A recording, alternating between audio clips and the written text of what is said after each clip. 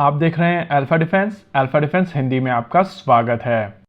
अभी आप अपनी स्क्रीन के ऊपर जो फोटोग्राफ देख रहे हैं ये काफी इंटरेस्टिंग फोटोग्राफ है। इस फोटोग्राफ में आपको सुखोई SJ-100 एयरक्राफ्ट दिखाई दे रहा है, जिसके ऊपर आपको इंडियन फ्लैग और HAL का लोगो दिखाई देगा।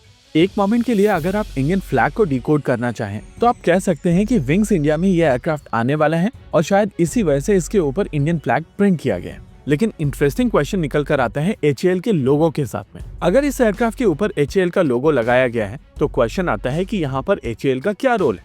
देखिए, चीजों को डिटेल में समझने से पहले आपको कॉन्टेक्स्ट समझना पड़ेगा। कुछ समय पहले Russian president Vladimir Putin Bharat आए थे और उनकी भारत विजिट से कुछ समय पहले HAL के CMD रशिया पहुंचे हुए थे। ये वो मोमेंट था जब सुखोई और HAL ने कई चीजों पर बात की थी, जिसमें UAC एक इम्पोर्टेंट कॉम्पोनेंट था। उसके तुरंत बाद सुखोई और HAL के बीच में एक अग्रीमेंट साइन हुआ था और इस अग्रीमेंट के हिसाब से सुखोई सुपरजेट SJ-100 भारत में बनाया जा सकता है और इसके ऑप्शंस एक्सप्लोर किए जा रहे हैं। देखिए, SJ-100 एक रीजनल एयरलाइनर है और इसमें लगभग 87 से 98 सीट्स हो सकती हैं। प्रैक्टिकली ये 46 से 49 टन कैटेगरी का एयरक्राफ्ट है, जिसको पार करने के लिए 279 किलो न्यूटन के इंजन्स का प्रयोग किया जाता है। इनिशियली जब यह एयरक्राफ्ट बनाना शुरू किया गया था तो रशिया और फ्रांस की रिलेशनशिप डिसेंट थी और इसी वजह से इनिशियल बेसलाइन एयरक्राफ्ट के ऊपर जाने वाला इंजन रशियन और फ्रेंच जॉइंट वेंचर था।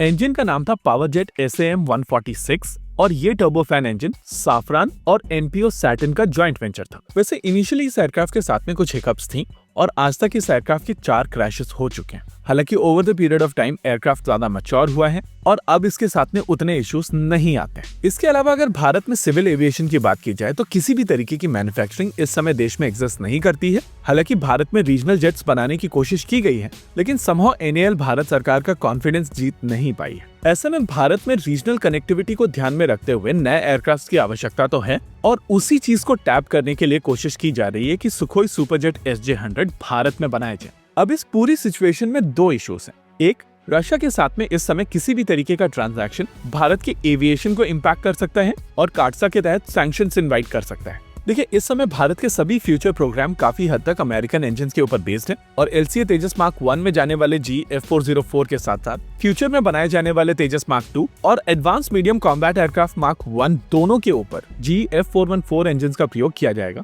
जिनको लेकर प्लान है कि ये इंडिया में असेंबल किए जाएंगे। अब अगर इस बीच में भारत के ऊपर सैंक्शंस आते हैं तो भारत के प्रोग्राम्स को काफी बड़ा झटका लगेगा। इसके अलावा ओवरऑल ही रशिया के साथ में किसी भी तरीके की डील इस समय कॉम्प्लिकेटेड है। दूसरी परेशानी है एयरलाइंस को कन्विंस करना। देखिए, एविएशन सेगमेंट ऑलरेडी काफी ज्यादा कॉम्प्लिकेटेड है और ऐसे में अगर भारत सरकार वहां पर नए ऑप्शंस प्रोवाइड करना चाहती है, वो भी रशियन, तो भारत सरकार को बहुत सारे इंसेंटिव्स देने पड़ेंगे, क्योंकि जो एयरलाइंस एयर कंडीशनिंग बंद कर देती है टैक्सी के पहले, वो ज्यादा फ्यूल कंज्यूम करने वाले रशियन इंजन बेस्ड एयरक्राफ्ट को अक्वायर नहीं करेंगे। वैसे हम लोग यहाँ पर एक स्टोरी ऐड करना चाहते हैं। आप सभी को याद होगा रशिया के पास में 2 तलवार क्लास के फ्रिगेट्स मौजूद थे, लेकिन यूक्रेन से आने वाले इंजन्स अवेलेबल नहीं थे और इसी वजह से कम दामों पर रशिया ने वो फ्रिगेट भारत को बेचे थे। ऐसा करने से भारतीय नौसेना को कम दामों पर ये शिप्स मिले थे। इसके अलावा गार्डन रीच शिप बिल्डर के पास में शिप बिल्डिंग कैपेबिलिटी आई थी, जो इनको फ्रिगेट बनाने की क्षमता प्रोवाइड करती है। हमारी एनालिसिस कहती है कि मोस्ट लाइकली भारत यहाँ पर एग्जैक्टली ऐसा ही कुछ करने की कोशिश कर रहे हैं और पावरजेट,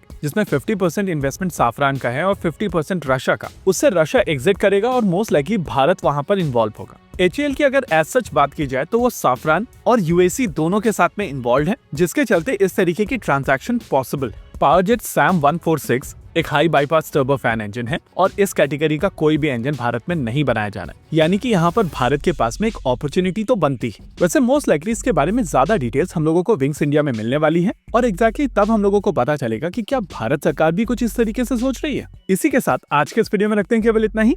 वीडियो को अंत तक देखने के लिए धन्यवाद। देखते रहिए अल्फा डिफेंस। जय हिंद।